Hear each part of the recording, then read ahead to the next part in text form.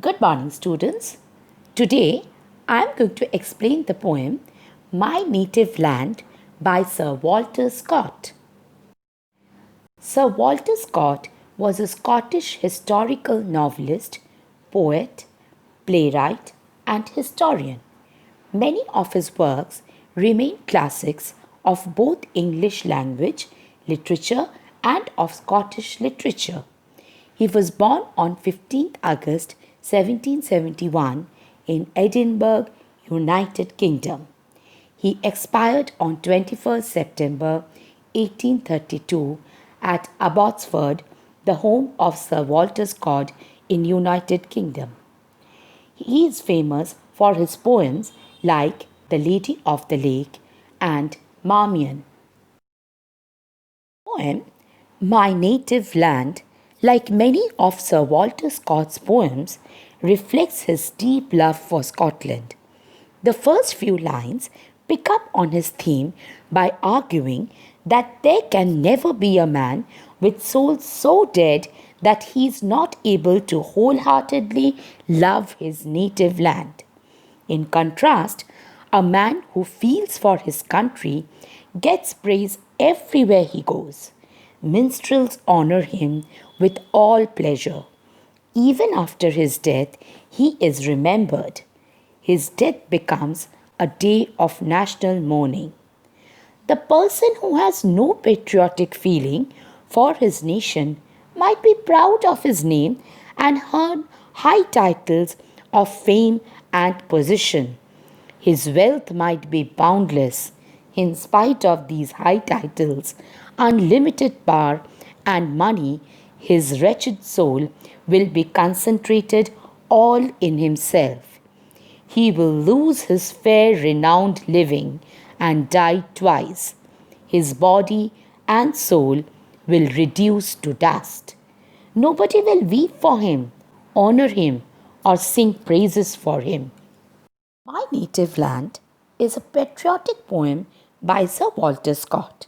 In the first three lines, the poet has said, Breathes there the man with soul so dead who never to himself had said, This is my own, my native land. So, according to the poet, a man who does not love his country is dead.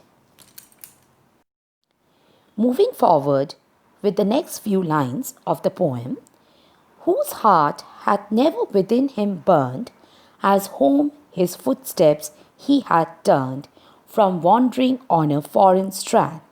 So the poet says that if there is a man who has no feeling of patriotism and lives in a foreign country, that means he has no feeling of patriotism towards his own country. As we move forward with the next few lines of the poem, we see the poet has written, If such there breathe, go, mark him well. For him no minstrel's raptures swell.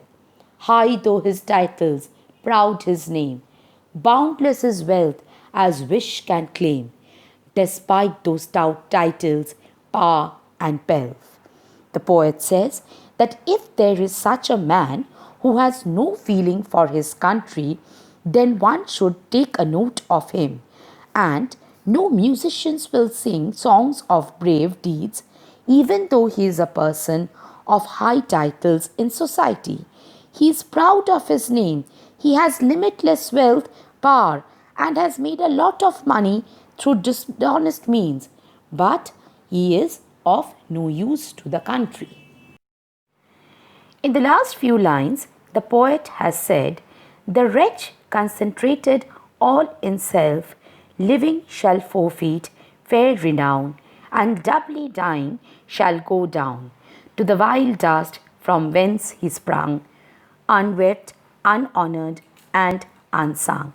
So the poet says that a person who has no feeling of patriotism for his country is a wretch. That means he does not deserve any self-respect and he's always concentrated in self. That means he thinks only about himself. Living shall forfeit fair renown.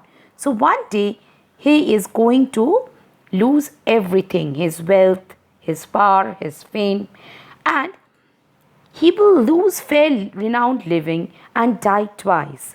So doubly dying shall go down. So he is going to die twice. His body and soul will reduce to dust, and his body and soul will return to the dust, vile dust, from whence he sprung, unwept, unhonored, and unsung. And nobody is going to weep for him, honor him, or sing praises of him. Thank you.